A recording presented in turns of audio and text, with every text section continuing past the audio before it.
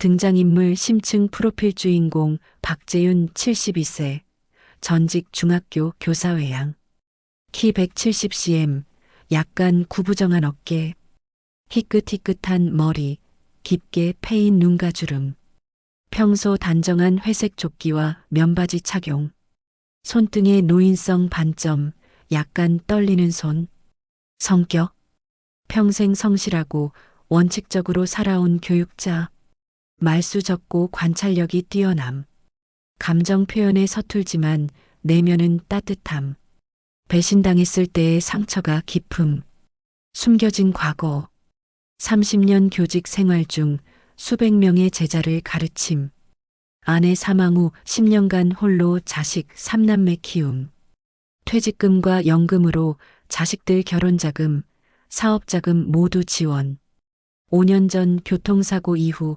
건강 악화, 자식들에게 의지하게 됨, 욕망, 자식들의 진짜 마음을 확인하고 싶음, 죽기 전 진실된 사랑을 받고 싶음, 평생 쌓아온 신뢰가 무너지지 않기를 바람, 치명적 약점, 자식에 대한 기대가 너무 컸던 것, 표현하지 못한 외로움, 실험 과정에서 진짜 치매와의 경계가 흐려질 위험, 장남 박준혁 45세, 중견기업 부장외양, 키 175cm, 살집이 있는 체격, 명품 시계와 정장 선호, 이마의 주름, 피곤한 눈빛, 성격, 겉으로는 효자, 실제로는 계산적, 체면과 세간의 시선을 중시, 돈 문제에 민감함, 욕망, 아버지의 재산 아파트, 예금 상속, 사회적 평판 유지,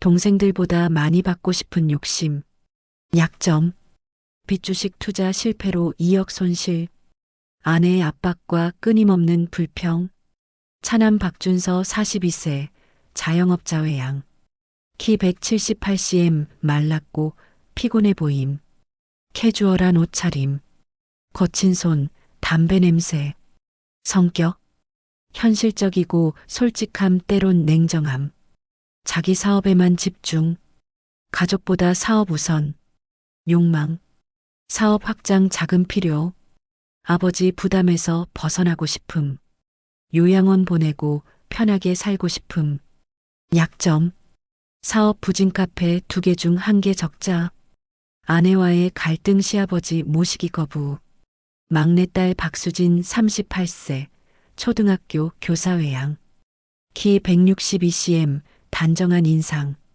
수수한 복장, 화장기 없는 얼굴, 온화한 미소, 맑은 눈빛, 성격, 아버지를 닮아 성실하고 원칙적, 감정적이지 않고 냉철하게 판단, 겉으로는 순종적이나 내면은 강함, 욕망, 아버지의 진짜 마음 확인, 오빠들의 위선 폭로, 진짜 효도가 무엇인지 증명, 특징, 초반엔 아버지 실험을 모르지만 중반부터 눈치챔, 유일하게 아버지 편에 서는 인물, 조력자 이만수 70세, 재윤의 40년 지기외양, 키 168cm, 건강한 체격, 항상 웃는 얼굴, 등산복 차림, 성격, 명랑하고 의리 있음, 친구의 계획을 적극 돕는 공모자, 현실적 조언자, 역할, 재윤의 치매 연기 연습 파트너,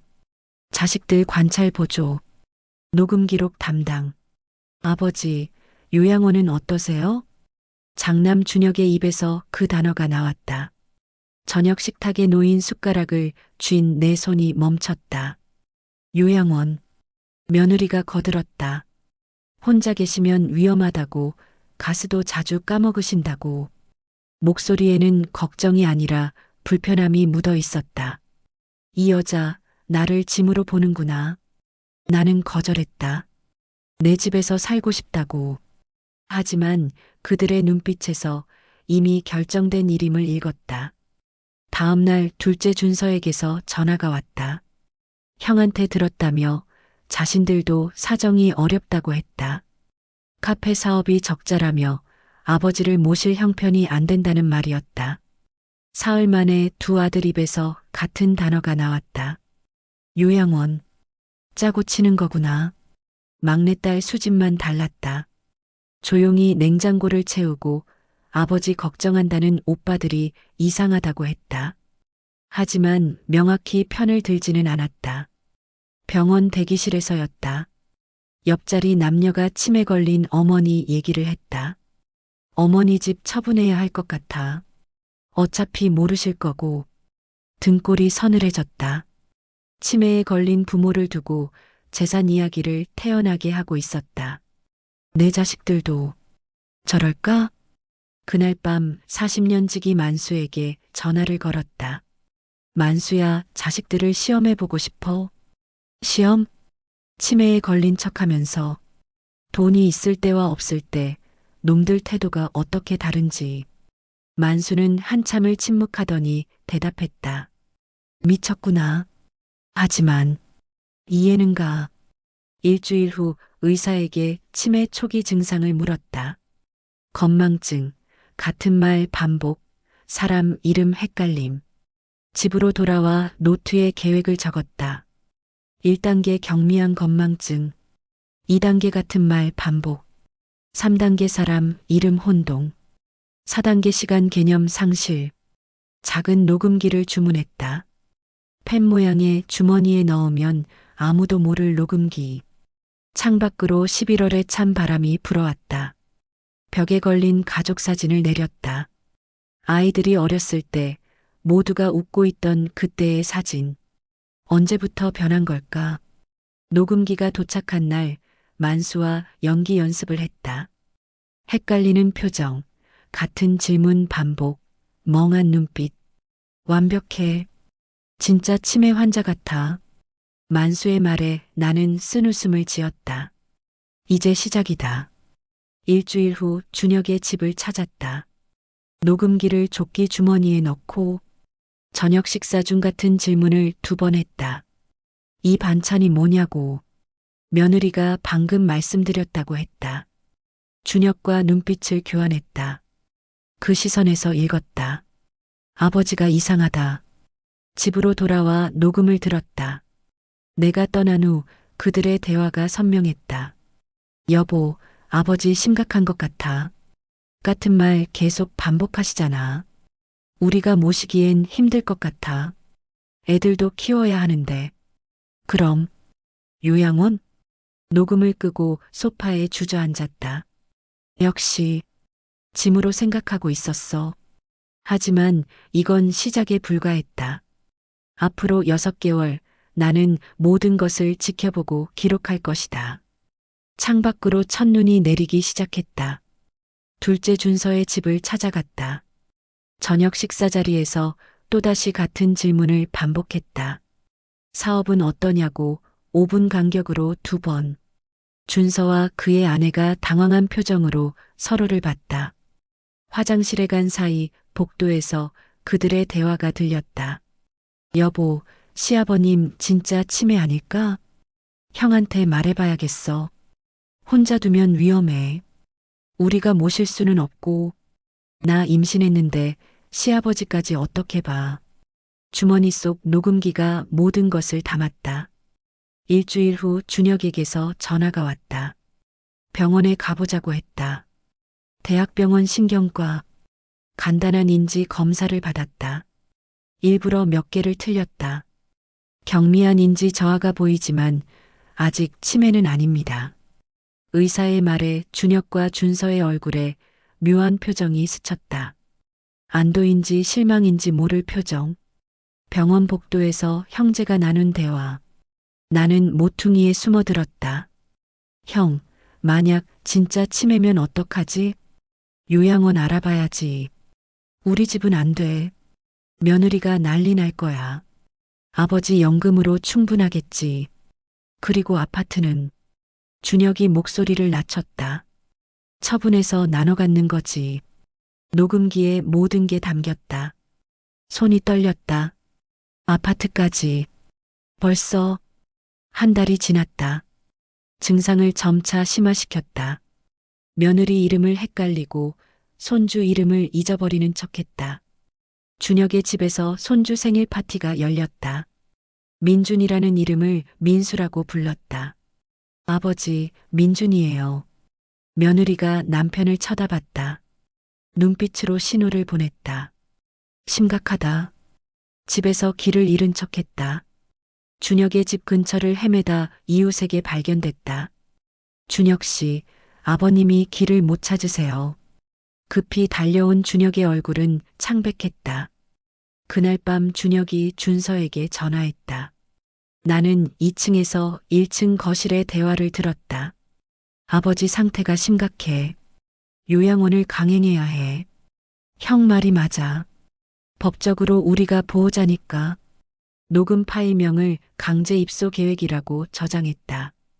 그날 밤 악몽을 꿨다. 자식들이 나를 요양원에 버리고 집을 파는 꿈. 비명을 지르며 깼다. 온몸이 땀으로 젖어 있었다. 3개월째. 증상이 심해지자 형제가 본격적으로 움직였다. 아버지, 요양원 자료 가져왔어요. 탁자 위에 화려한 팸플릿이 펼쳐졌다. 한 달에 300만 원. 아버지 연금과 우리가 조금씩 보태면 충분하다는 말. 나는 안 간다. 아버지, 이건 아버지만을 위한 게 아니에요. 우리도 지쳐가고 있어요. 준혁의 속마음이 터져 나왔다. 거절했다. 소리를 질렀다. 그들은 어쩔 수 없이 나갔다. 하지만 이미 알고 있었다. 이건 시간 문제라는 것을. 며칠 후 만수에게서 연락이 왔다.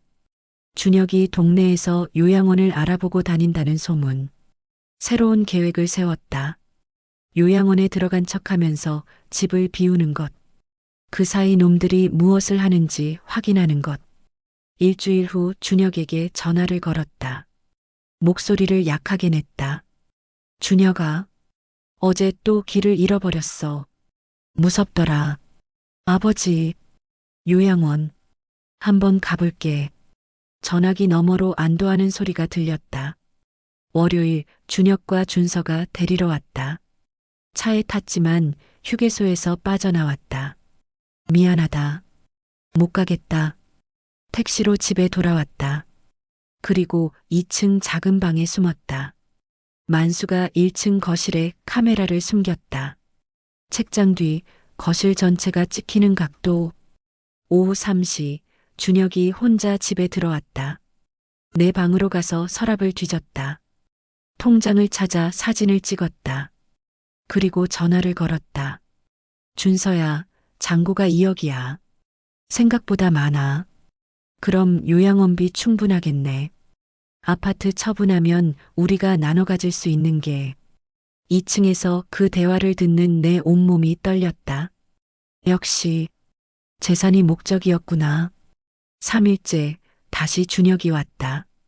이번에는 부동산 중개인과 함께. 이 아파트 시세가 얼마예요? 6억 정도 되겠네요. 금매로 하면 5억 5천. 알겠습니다. 일단 알아만 봐주세요. 만수가 보낸 영상을 확인했다. 모든 게 선명하게 녹화돼 있었다. 5일째 예상치 못한 방문객. 막내 수진이었다. 수진은 집안을 둘러보다 내 방에서 녹음기를 발견했다. 재생 버튼을 눌렀다. 아파트 처분하면 우리가 나눠 가질 수 있어. 준혁의 목소리가 흘러나왔다. 수진의 얼굴이 굳어졌다. 그리고 거실에서 카메라도 발견했다. 아빠가 일부러 연기를 하신 거구나. 수진이 소파에 앉아 말했다.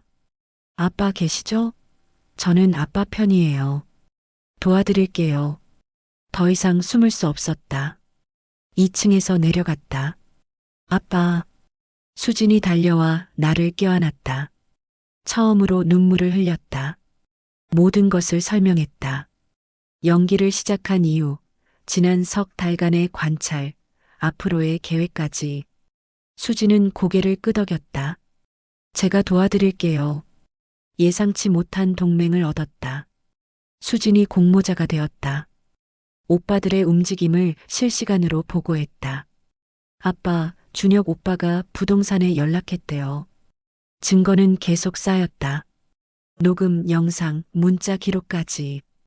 그러던 어느 날 준혁에게 전화를 걸었다. 준혁아, 나야. 아버지, 어디 계세요? 친구 집에 있었어. 미안하다. 결심했어. 요양원 가볼게. 정말요? 내일 당장. 다음 날 준혁과 준서가 데리러 왔다. 요양원으로 향했다. 깔끔한 시설이었다. 2인실 방, 80대 룸메이트. 주말마다 올게요. 그들의 눈빛에서 읽었다. 안도감을.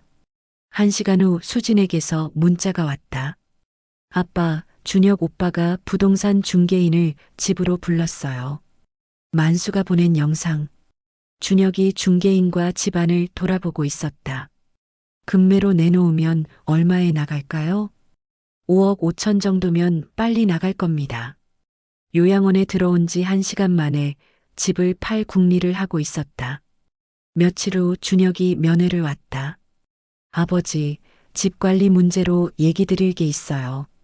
상담실에서 준혁과 준서가 말했다. 집이 비어 있으면 관리가 안 되니 전세를 놓자고. 당분간 여기 계실 거잖아요. 당분간이 아니라 영영 여기 있으라는 뜻이었다. 조건이 있어. 내일 다 같이 모여. 수진이도 할 말이 있다. 다음 날 상담실에 모두가 모였다. 준혁, 준서, 며느리들, 수진, 그리고 만수. 준혁이 물었다. 저 사람은 누구예요? 내 친구야. 증인으로 불렀어.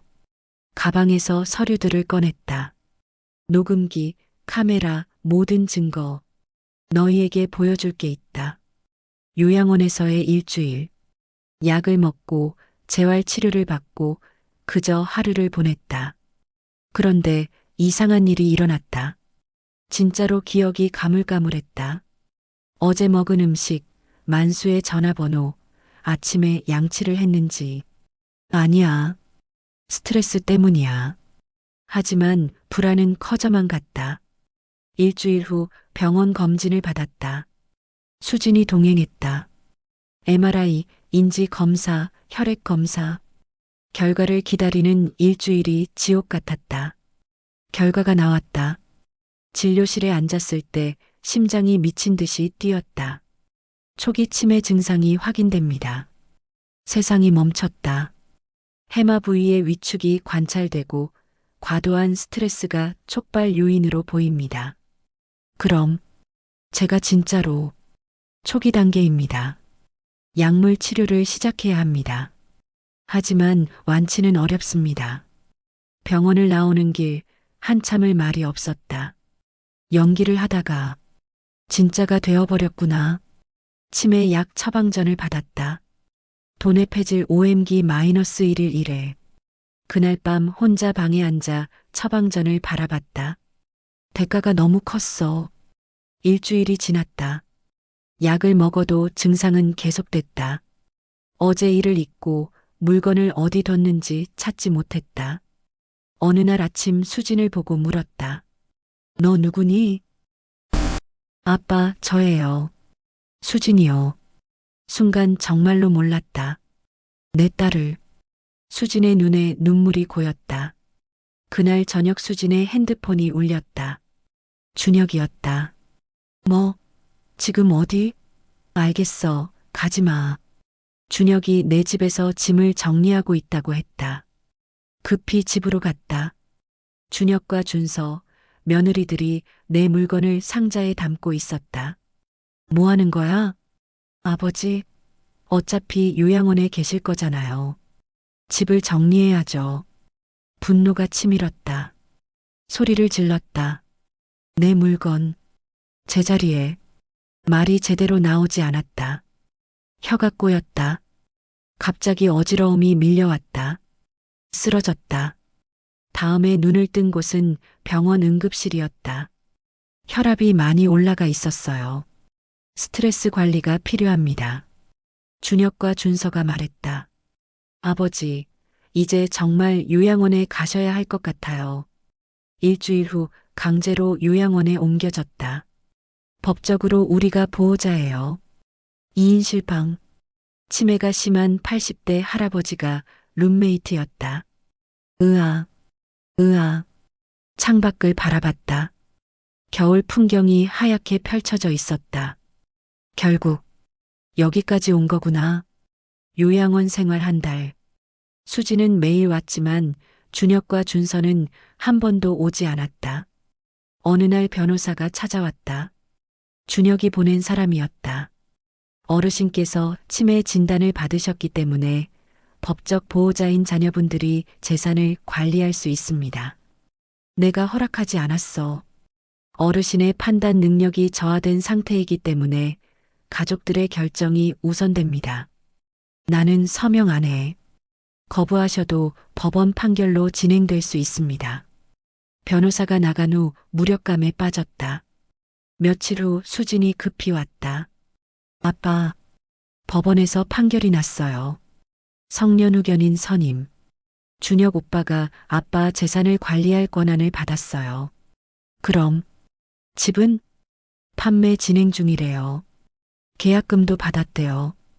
평생을 살았던 집, 아내와의 추억이 담긴 그 집이 막을 수 없어? 제가 최선을 다했지만 아빠가 치매로 판단 능력이 없다고. 수진이 울었다. 그날 밤 혼자 생각에 잠겼다. 승리를 위해 시작한 게임에서 모든 것을 잃고 있었다. 며칠 후 준혁에게서 전화가 왔다. 아버지, 집 매매가 완료됐어요. 5억 3천에. 아버지 몫은 저희가 잘 관리할게요. 내 돈인데 몫이라고 했다.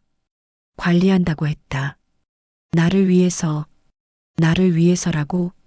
감정적으로 받아들이지 마세요. 전화를 끊었다. 그날 밤 악몽을 꿨다. 하얀 공간에서 길을 잃는 꿈. 수진의 목소리가 들렸지만 찾을 수 없었다. 비명을 지르며 깼다. 일주일이 더 지났다. 기억은 점점 흐려졌다. 오늘이 무슨 요일인지, 아침에 뭘 먹었는지 자꾸 잊어버렸다. 어느 날 아침 거울을 봤다. 거울 속에 나는 완전히 달라져 있었다. 눈빛은 흐릿했고 표정은 멍했다. 이게 나인가? 연기했던 치매 환자의 모습이 지금의 내 모습과 똑같았다. 연기가 현실이 되어버렸다. 1월 어느 날 아침 이상한 일이 일어났다. 잠에서 깨어났을 때 머리가 유난히 맑았다. 날짜도 위치도 내 이름도 선명하게 떠올랐다. 의사에게 물었다. 치매 증상이 갑자기 좋아질 수 있나요? 드문 경우지만 있습니다. 투명한 순간이라고 부르죠. 몇 시간에서 며칠까지. 지금이 기회다. 수진에게 전화를 걸었다. 수진아, 정신이 맑아졌어. 오늘 꼭 와. 만수도 불러. 마지막 승부를 볼 거야. 오후 2시 수진과 만수가 왔다. 준혁과 준서도 불렀다. 요양원 회의실. 넓은 테이블에 모두가 둘러앉았다. 너희들에게 보여줄 게 있다. 노트북을 켰다. 영상이 재생됐다. 준혁이 통장을 뒤지는 장면. 형제가 재산 분배 이야기를 나누는 장면. 부동산 상담. 변호사 통화. 모든 것이 선명하게 기록돼 있었다. 이걸 언제? 6개월 전부터, 내가 치매 연기를 시작한 그날부터 준혁의 얼굴이 창백해졌다. 녹음 파일도 재생했다. 아파트 처분하면 우리가 나눠 가질 수 있어. 아버지 연금으로 요양원비 충분해. 금매로 하면 5억 5천. 모든 대화가 흘러나왔다. 이건 불법 아니에요? 불법? 내 집에서 내 물건을 뒤지는 너희를 찍는 게. 마지막 서류를 꺼냈다. 새로운 유언장이야. 오늘 아침에 작성했어. 내 전 재산을 수진에게. 너희 둘에게는 단 한 푼도. 아버지. 그리고 너희가 판 집 대금 5억 3천 법적으로 돌려받을 거야. 그건 불가능해요. 법원 판결로. 내가 지금 이렇게 정신이 맑은데도 판단 능력이 없다고 할 수 있을까? 의사소견서를 내밀었다. 현재 인지 기능 정상 범이라는 내용. 이걸 가지고 법원에 재심을 청구할 거야. 그리고 너희를 배임과 횡령 혐의로 고소할 거야. 방안이 얼어붙었다. 아버지, 그렇게까지? 너희가 먼저 그렇게까지 했잖아. 준서가 고개를 숙였다. 죄송합니다.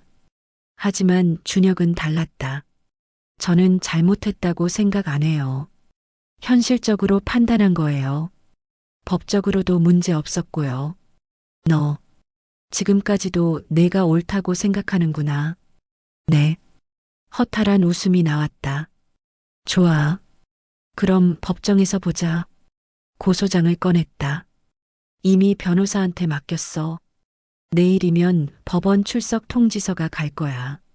준혁의 얼굴이 하얗게 질렸다. 그럼 계약금은 돌려줘야지. 내 돈으로. 제 돈이 어디 있어요? 내 돈을 내 맘대로 썼으니 내가 책임져. 준혁은 분노와 당황이 뒤섞인 표정이었다. 나가. 다시는 내 앞에 나타나지 마.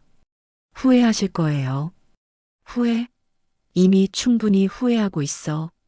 너희 같은 자식을 키운 걸. 준혁과 준서가 나갔다. 문이 쾅 닫혔다. 방 안에는 나와 수진, 만수만 남았다. 재윤아, 괜찮아? 괜찮아. 이제 끝이야. 하지만 괜찮지 않았다. 가슴이 찢어지는 것 같았다. 창가로 걸어가 밖을 바라봤다. 해가 지고 있었다. 이게 내가 원했던 결말인가? 법적으로는 이겼을지 모르지만 가족은 완전히 무너졌다. 그날 밤 투명한 순간이 끝났다. 다시 증상이 돌아왔다. 하지만 그날의 기억만큼은 선명했다. 일주일 후 변호사로부터 연락이 왔다. 법원에서 후견인 선임을 취소했습니다. 집 매매 계약도 무효 처리됐고요. 다행이네요. 하지만 준혁 씨가 계약금 배상 문제로 어려움을 겪고 있다고 합니다. 복잡한 심경이었다. 며칠 후 준서가 찾아왔다. 많이 야윈 모습이었다. 아버지, 정말 죄송합니다. 진심으로 들렸다. 형이랑 싸웠어요. 저는 아니라고 생각해요. 저희가 정말 잘못했어요. 준서가 고개를 깊이 숙였다. 용서는 안 해주셔도 돼요. 그냥 사과하고 싶었어요. 한참을 망설였다. 그리고 천천히 입을 열었다. 준서야, 아빠도 잘못했어. 너희를 시험한 것. 아버지.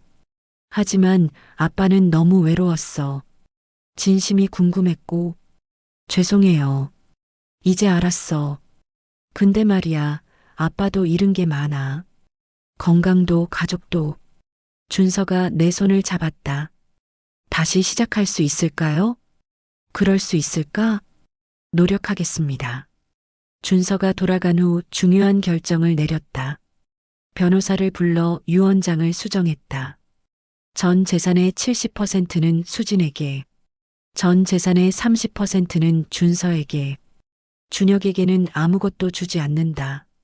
수진에게 말했다. 준서한테도 일부를 남겼어. 아빠, 용서하시는 거예요? 용서까지는 아니야. 하지만 기회는 주고 싶어. 3월이 되었다. 봄이 오고 있었다. 치매 약을 먹으며 지냈다. 증상은 계속됐다. 기억이 흐릿해지고 가끔 수진이 누군지 잊어버렸다. 아가씨, 누구세요? 아빠, 저예요. 수진이요. 이럴 때마다 수진은 눈물을 참았다. 준서는 일주일에 한 번씩 찾아왔다. 진심으로 챙기는 것 같았다. 하지만 준혁은 한 번도 오지 않았다. 어느 날 수진이 물었다. 아빠, 후회하세요? 후회. 아직. 대가가 너무 컸어. 건강도 잃고, 가족도 잃고. 하지만 진실은 알게 되셨잖아요. 그래. 진실은 알았지. 쓸쓸하게 웃었다. 하지만 수진아, 진실을 아는 게 항상 좋은 건 아니더라. 모르고 사는 게 더 행복할 때도 있어. 계속 말했다. 아빠는 자식들의 사랑을 확인하고 싶었어. 진짜인지 가짜인지. 그리고요? 확인했지. 두 놈은 가짜였고 너만 진짜였어. 하지만 그 확인 과정에서 아빠가 진짜 치매에 걸렸어. 가짜를 연기하다가 진짜가 되어버렸어. 수진이 울기 시작했다. 내가 왜 미안해. 아빠가 선택한 거야. 며칠 후 만수를 만났다. 공원 벤치에 나란히 앉았다. 재윤아, 솔직히 말할게. 응. 너는 처음부터 대화를 포기했어. 시험부터 시작했지. 내가 자식들한테 솔직하게 말했으면 어땠을까? 아빠가 외롭다. 진심으로 대해줬으면 좋겠다고. 가슴이 뜨끔했다. 그랬으면 달라졌을까? 모르지. 하지만 적어도 시도는 했겠지. 나는 시도도 안 했구나. 고개를 떨어뜨렸다. 하지만 재윤아, 이미 지나간 일이야. 후회하며 보내지는 마. 한 달이 더 지났다. 4월이 되자 벚꽃이 피었다.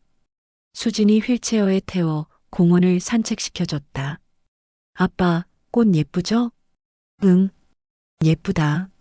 문득 옛 기억이 떠올랐다. 아이들이 어렸을 때, 준혁이가 자전거를 탔을 때, 준서가 상을 받았을 때, 수진이가 처음 아빠라고 불렀을 때, 그때는 행복했다. 언제부터 변한 걸까? 정확히는 모르겠다. 다만 한 가지는 확실했다. 내가 선택한 방법은 최선이 아니었다는 것. 해가 지고 있었다. 창가에 앉아 석양을 바라봤다. 붉은 하늘이 아름다웠다. 내 인생도 저렇게 저물어 가는구나. 수진이 들어왔다. 아빠, 저녁 드실래요? 수진아, 아빠가 잘못 살았니? 수진이 놀란 표정으로 나를 바라봤다. 무슨 말씀이세요? 자식들을 시험하고 이렇게 된 게 아니에요, 아빠. 그냥 사랑받고 싶었던 거잖아요. 수진이 내 옆에 앉았다. 방법이 좀 극단적이었을 뿐이에요. 마음은 이해해요. 수진이 내 손을 잡았다. 아빠, 저는 아빠를 사랑해요. 정말로. 고맙다. 수진아, 너만이 진짜였어. 우리는 한참을 그렇게 앉아 있었다. 석양이 지고 어둠이 찾아왔다. 수진의 손을 꽉 쥐고 중얼거렸다. 사랑은 시험하는 게 아니었어. 그냥 믿어야 하는 거였어. 이제 알았어. 너무 늦게. 수진이 울기 시작했다. 딸의 머리를 쓰다듬어 주었다. 울지 마. 아빠는 괜찮아. 적어도 너는 있잖아. 창밖으로 별이 떠오르기 시작했다. 그 별들을 바라보며 생각했다. 승리했지만 모든 것을 잃었다. 진실을 알았지만 행복하지 않았다. 정의를 실현했지만 가족은 무너졌다. 이것이 내가 선택한 길의 끝이었다. 텅 빈 승리, 쓸쓸한 정의, 그리고 너무 큰 대가. 하지만 적어도 한 가지. 진짜 사랑이 무엇인지는 알게 되었다. 수진이라는 단 하나의 진실. 그것만으로도 충분할까? 잘 모르겠다. 다만 이제는 너무 늦었다는 것만 알 뿐이다.